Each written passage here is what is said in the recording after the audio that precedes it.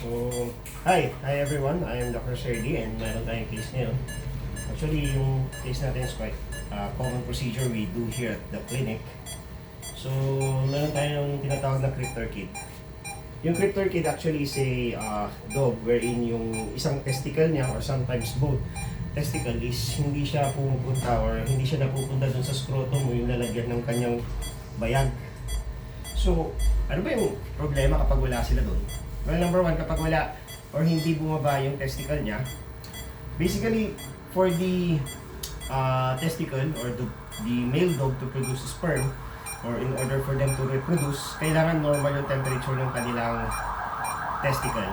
So, it should be 2 degrees lower than the body temperature. Kaya nga siya nandun sa testicle kasi every time that mainit yung panahon, bumababa siya. Kapag malamig, nagre-retract siya. Okay? That's why it's located outside the body cavity. Ngayon, kapag yung testicle niya is wala sa normal na location, what happens is that nagiging predisposed siya sa cancer. And likewise, yung spermatogenesis or formation of sperm, hindi rin nagkakaroon.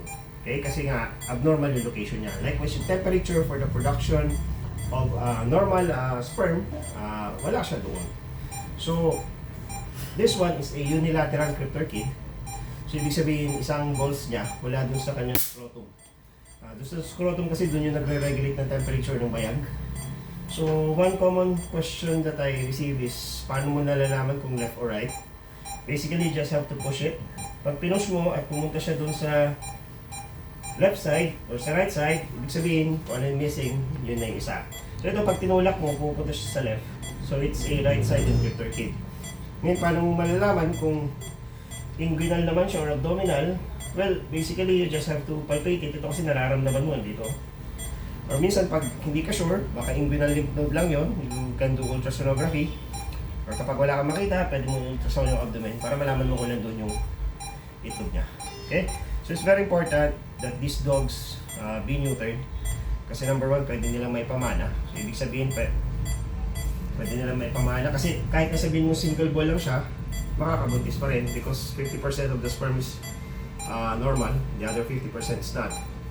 Kaya na kasi it's a trait na hindi maganda. Okay, so when we do this type of procedure, talagang inahitan yung o sinishave yung entire na area. Likewise, piniprep din namin yung ari niya. Okay, we flush it with 0.05% betadine solution para malinis. And then ito, lahat ng ginagamit namin ng pang-prep, they are all autoclave. Okay, pinapalit-palitan lang yan para ma-maintain yung sterility sa area. Okay?